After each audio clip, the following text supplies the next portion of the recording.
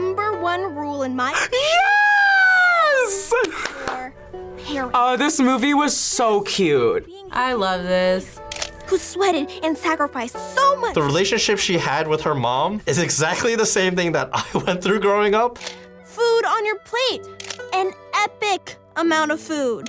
The least you can do in return is every single thing they ask. Mm-hmm. Yeah. True. Very true. So accurate. Thankfully, my parents are a little bit more chill than that. But if you take it too far, well, you might forget to honor yourself. I wish we had this when I was younger, though. But I'm happy that, like, the younger crowd now can see this. Oh, this movie, man. I feel like I felt so seen. I don't have that problem. I may live... The Tamagotchi on her thing. 1000% had a Tamagotchi. Put it on my backpack like that. I wear what I want.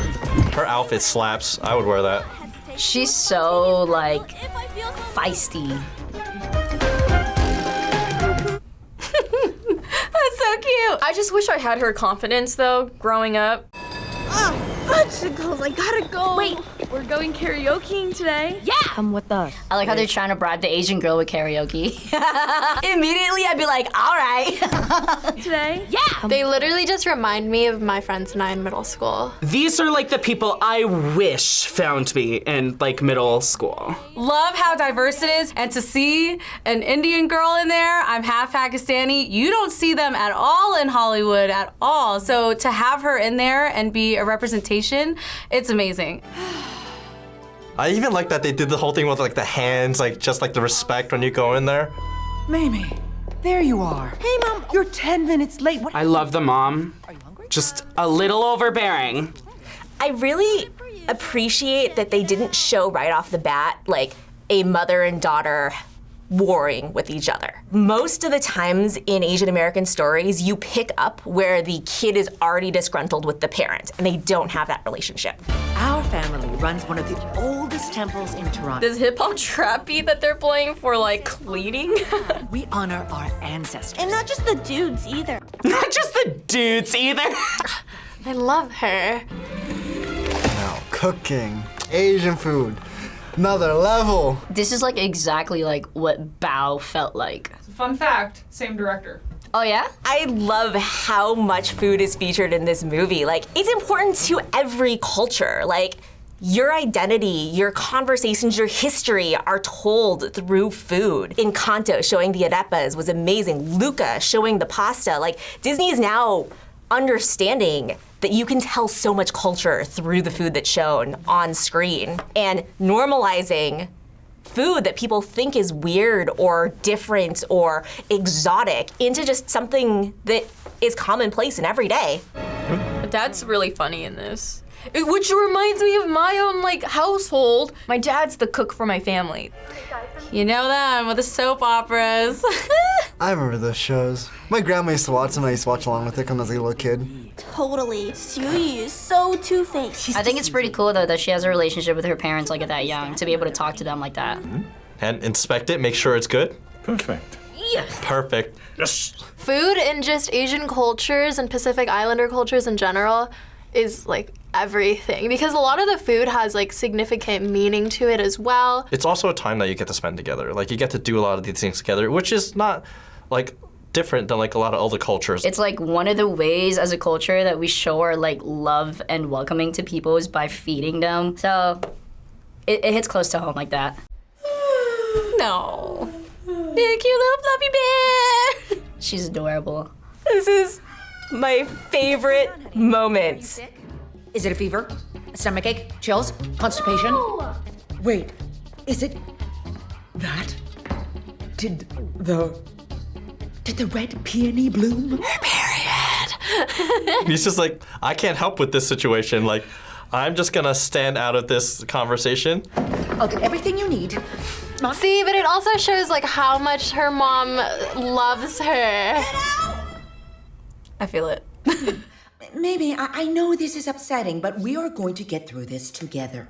I love that. Her anxiety gives me anxiety. Like, it's... Pants. Regular, overnight, scented, unscented, then... So many pads. Why does she have so many pads? She had all of them. We should talk about why this is happening. Do you see how she tried to set a boundary like 2 times already? Oh my gosh, I hate these awkward talks. Now, and your body. Never liked these talks with my parents. It's so awkward. It's nothing to be embarrassed about. Mom, You please. are now a beautiful, strong flower. It just reminds me of like my mom. And when I had my first period, I think I was also 13 years old. I just remember my mom not really explaining it well at all either. It was just kind of like awkward. And I'm like, okay. There's controversy surrounding this because some parents online are saying that they're not ready to have that conversation with their kids. I mean, it was nice to know. I learned at a very young age that you're gonna get your period, and that's just, you know, it's just gonna happen. You can't hide it. It does take that conversation away from parents who might want to be the one to have that with their kid. But at the same time, there are a lot of parents who don't have this conversation with their kid, and there are a lot of kids out there that need something like this. It's such a normal thing that every girl goes through, and I'm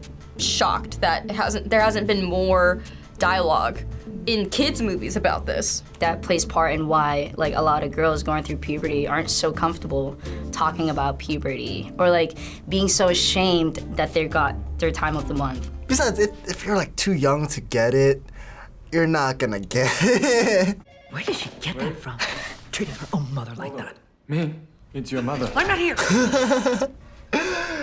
That I have a lot of experience. That was a really good representation of like generational trauma. If my mom even opened her mouth and said something that my grandma didn't like, she was gonna get it. I learned that my mom is only the way that she is because of how her mom treated her. You just see her, and you don't realize that this is generational trauma that's been pounded into her. And you just think she's a terrible mother. Save me leftovers. What if I come with you? Linear equations? Geometry? You really don't have to come. Don't be silly. We're already on the way.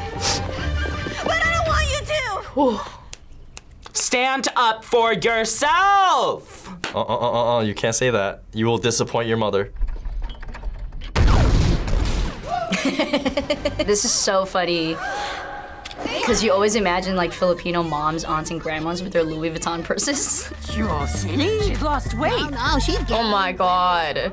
Family gatherings and just talking about body weight. It's super like a normal thing to be like, oh, you gained a little more weight. You're too chubby, you're too skinny, you're not eating enough. They will shove so much food into your mouth while also telling you you're getting fat.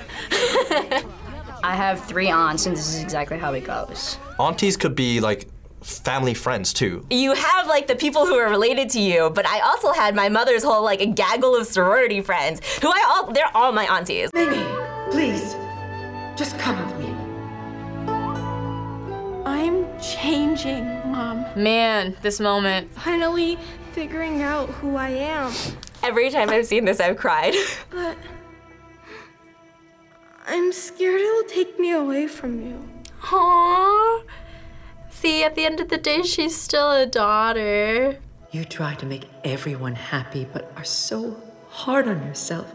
I definitely felt like I needed to hear these words The farther you go, in this movie.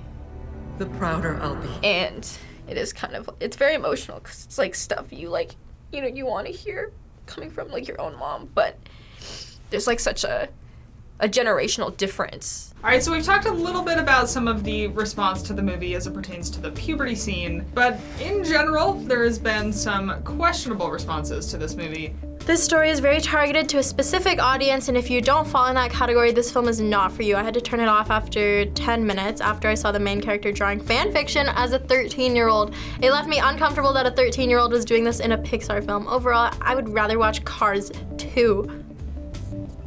Did you not go through puberty? Are you still a child? I can only see a very small group of people actually relating to this movie that feels so conditioned by current political trends it loses all. Oh, well, first of all, it's loses with not 2 O's, it's not looses. Sounds a little bit like they're just categorizing Asians. The Asian community is way large. It is the largest group in the entire world. So that's not true at all. Pixar is about representation. I'm glad they're going this route. I too prefer more universally relatable heroes, such as cars with eyeballs. I'm dead! Yes, Linda! We like Linda. Yeah, cars with eyeballs, a rat, a robot, Nemo even. You're not listening to your dad, you touch the butt. There are specific things that are part of the AAPI community.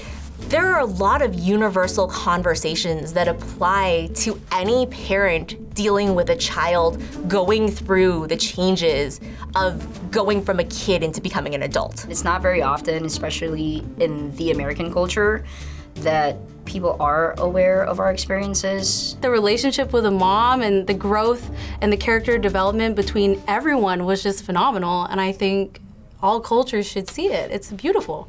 Thanks for watching this episode. Did you watch Turning Red? Let us know down in the comments below. Don't forget to subscribe for new videos every week. Thanks for watching. Bye. Bye. I have a fat crush on one of the Four Town dudes. He's just fine AF. I need to see like the pictures of all of them and then I can like show you.